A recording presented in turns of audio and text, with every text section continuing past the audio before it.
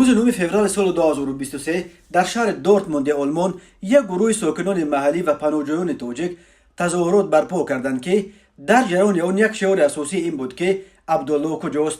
هدف از این تظاهرات جلب دیگرباره توجه به سرنوشت عبدالله شمس‌الدین، پناهجوی تاجیک و فرزند یکی از رهبران و اساسگذار حزب فعلا در تاجیکستان ممنوع نهضت اسلامی، شمس‌الدین سعید، که روز 18 ژانویه مقامات آلمان او را به تاجیکستان اخراج کردند، ولی با گذشت 3 هفته درباره سرنوشت بعدی او در تاجیکستان معلومات موثقی به دست نیامده است. تظاهرگران در دورتموند از مقامات آلمان طلب داشتند که سرنوشت این پناهجوی تاجیک را معلوم کنند. همچنین از مقامات تاجیکستان تقاضا داشتند که او را آزاد کنند. مقامات تاجیکستان تا کنون درباره کجا شدن عبدالله شمس‌الدین بعد اخراجش از آلمان یگان معلومات رسمی نشر نکردند، ولی بنا به اطلاع غیر رسمی از منابع گوناگون او به احتمال غالب در حالت نیمه آزاد یا در بازداشت قرار داشته با گذشت 21 روز با هیچ یکی از خویشاوندانش در تاجیکستان از جمله با خواهرانش که در تاجیکستان زندگی دارند یگان بار تماس مستقیم نگرفته است و به خانه هیچ کدامش نرفته است.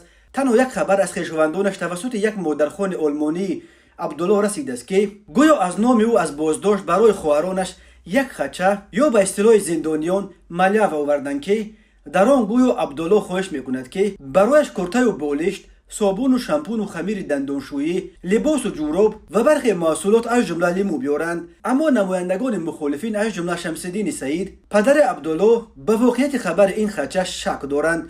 شمس‌الدین سعید در صحبت با پایگاه خبری بامداد گفت ما خبر این خطچه را شنیدیم. برای مثال گویا در آن خطچه عبدالله خواسته است که برایش لیمو بیارند، ولی عبدالله شدیداً لیمو و هر گونه ترشی را دوست نمی‌داشت که لیمو بخواهد آنجا. همین طور دقیق نگفتند که از کجا فرستاده از خطچه را، تنها گفتند که چیزهای گفته‌اش را آماده کنید، ما خودمان آماده میبریم. فرهاد اودینایف یکی از فعالان مخالف به بامداد گفت متاسفانه خواهران عبدالله شمس‌الدین را در تاجیکستان از هر نوع صحبت با رسانه‌ها درباره قضیه برادرشان ترسانیدند و آنها حتی خبر به دستشان رسیدن خطچه را شرح نمیدند. تنها به یک زن آلمانی که مادرخوان عبدالله بودند گفتند که شکر صحت و سلامت است و از بازداشت چنین پیام فرستاده است. شمس‌الدین سعید میگوید از چند کانال دیگر غیر رسمی نیز با آنها در تماس شده اطمینان خاطر دادند که حال او خوب است و تشویش نشوند، اما این معلومات غیر رسمی ما را قناع دادن نمیتواند. تا حال منتظریم که رسما اعلام کنند که آیا او بازداشت شده است. اگر بازداشت شده است پس به چه عیبدار می شود، در حالی که او در آوان نابالغی بودنش ترک تاجیکستان کرد. ولی اگر بازداشت نشده باشد بگویند که پس کجاست، چرا اقلا به خانه خویش و تبارش رفتن نمیتواند. گفت پدر عبدالله شمس‌الدین اخراج او یکی از موردهای انگشت شماری از کشورهای اروپا به تاجیکستان اخراج شدن پناهجویان تاجیک و اولین مورد اخراج یک عضو بی‌واسطه خانواده رهبران اپوزیسیون تاجیک در اروپا است که طور به نظر میرسد دیگر پناهجویان سیاسی تاجیک را در اروپا نیز سخت ترسانیده است. تا کنون آنها مطمئن بودند که دست مقامات تاجیکستان تا اروپا نمیرسد و پناهگاه آنها در این قاره کاملا امن است. بنا به حسابات در سالهای آخر حدود 10,000 نفر از زادگان تاجیکستان به دلایل سیاسی و مذهبی به کشورهای اروپایی پناه آوردند.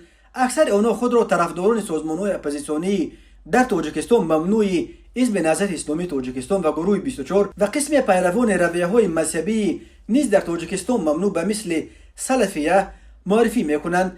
ولی در بین پناهجویان تاجیک آنها هم زیادند که در اصل با طلب زندگی بهتر و تامین آینده خوبتر برای خود و فرزندانش به اروپا آمدند. مقامات آلمان روز 18 ژانویه سال 2023 عبدالله شمس‌الدین، پناهجوی تاجیک و فرزند یکی از رهبران و اساسگذار حزب فعلا در تاجیکستان ممنوع نهضت اسلامی، شمس‌الدین سعید را که چند سال آخر در آلمان به سر میبرد اخراج کردند.